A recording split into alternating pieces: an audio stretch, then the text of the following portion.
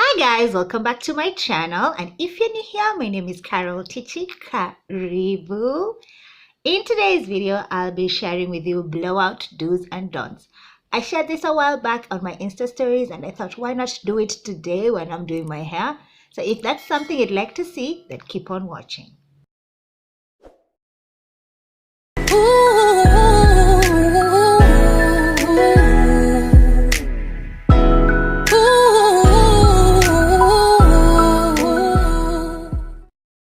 I'm just from rinsing out my deep conditioner, and that's one of the tips.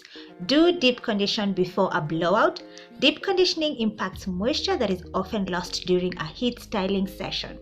Now, deep conditioning also improves the hair's elasticity, allowing it to maneuver and withstand the manipulative process, reducing breakage.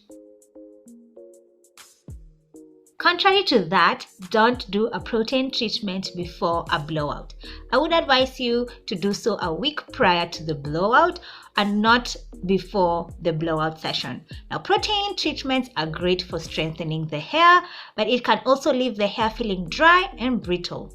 Even if you follow it up with a moisturizing deep conditioner right there and then, it is still not very ready for a heat styling session. More intense moisture is needed, so a week prior is advisable.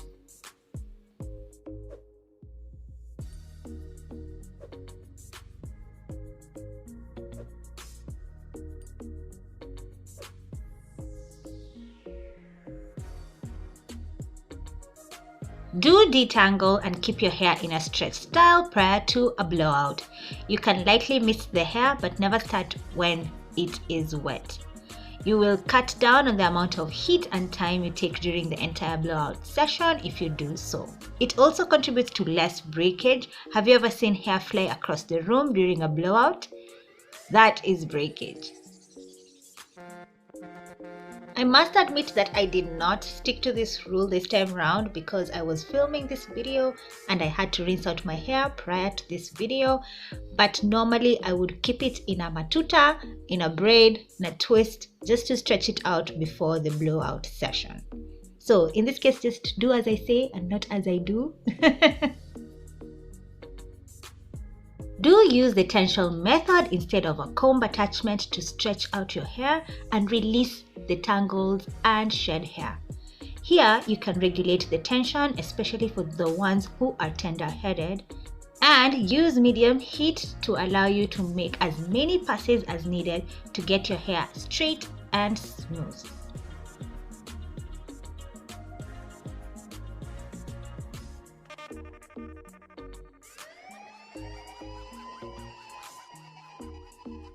And you can agree, guys, putting a comb through stretched out hair is much easier than putting a comb through kinky, curly, coily hair, and it's less damaging.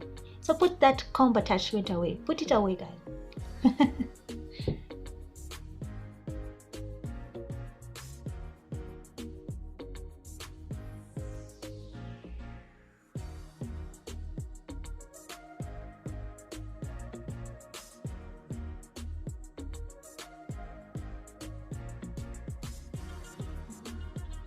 Do follow up the tension method with the chasing method to ensure that the hair gets as straight as desired. When doing the chasing method, increase the heat but reduce the number of passes from 1 to 2 max. You can use a medium-sized comb or a paddle brush for this. If you're going for that flat iron look or you want to flat iron afterwards, you can use a fine-tooth comb for the best results.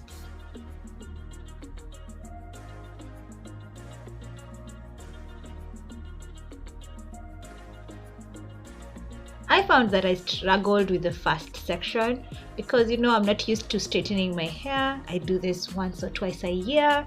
So yeah, it needs getting used to for you to be like a pro at it. And if you're not doing it as regularly, you just become an amateur or every time you're doing it.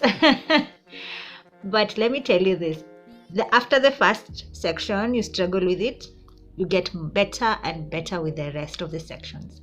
So my tip would be work with small sections.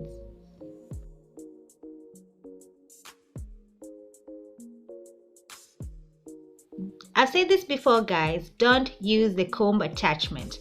Now, using a comb attachment of the blow dryer will cause more harm than good, and here is why. Some stylists use comb attachment to detangle and at the same time pass heat through the hair. This not only causes breakage but a potential of getting heat damage. When the comb gets caught in the hair and the blow dryer is still running, it means heat is sitting on that section for longer than it should be, leading to heat damage. So here are the steps, guys. First things first, you detangle your hair prior to blow drying. Use the tension method to stretch out your hair, making it easy to pass through a comb, and then finally use a comb. You can start off by finger detangling again, passing through your wide tooth comb and then going in with your fine tooth comb.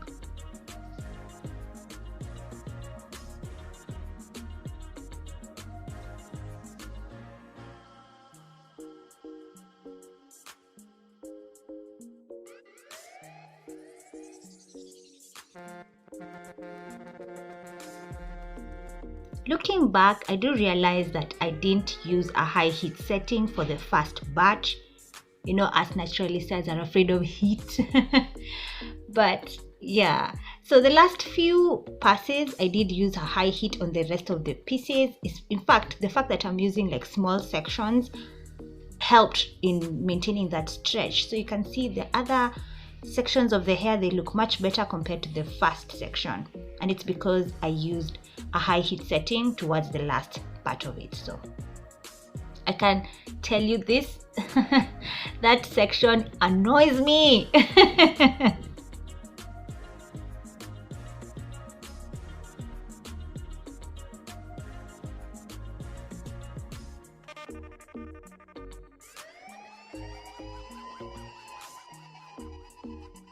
Don't use the heat protectant if you're planning to do a light straightening session. Most heat protectants have silicones that do coat the hair, creating a barrier that protects the hair from heat damage. But at the same time, they can only be removed by using a sulfate shampoo. Sulfate shampoos are drying to afro-textured hair. Today I haven't used a heat protectant, and it's because I feel like this is a light straightening session. I feel like a more intense straightening session is like a flat iron, and I haven't flat ironed since I was 2 years natural, and this year I'm turning 8 years natural, guys. So since then I haven't straightened my hair like using a flat iron, so I felt like I didn't really need a heat protectant for this session.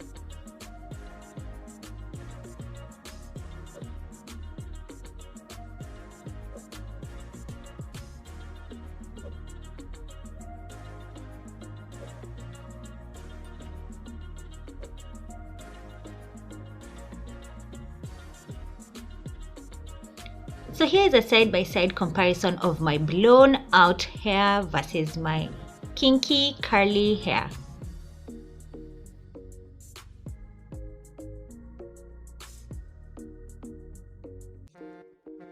Do use a heat protectant if you're planning to do a thorough straightening session.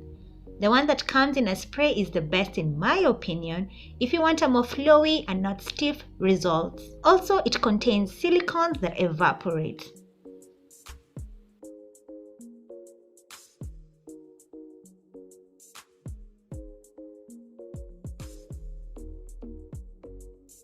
Now, looking at this length check, I just realized that I really didn't grow much hair in the last 6 months, and it's because I really manipulated my hair. Though I did gain a lot of volume, and that's a plus. I'll take volume. At least I'm not losing on both ends.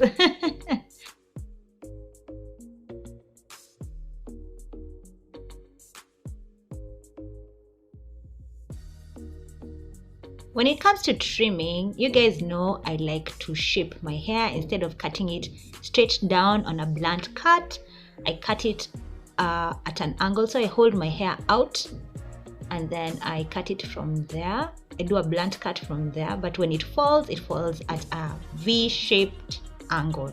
Yeah.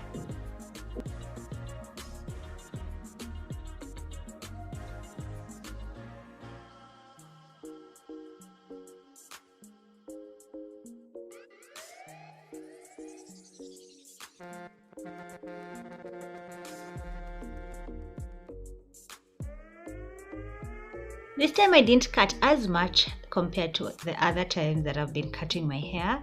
This time I saw my ends were not that bad. I didn't even have single strand knots. I didn't have split ends. Or single strand knots were here and there, but not as much. And yeah, so my ends are looking not so bad. I am working on getting healthier ends, but the rest of the hair I'm very happy with it.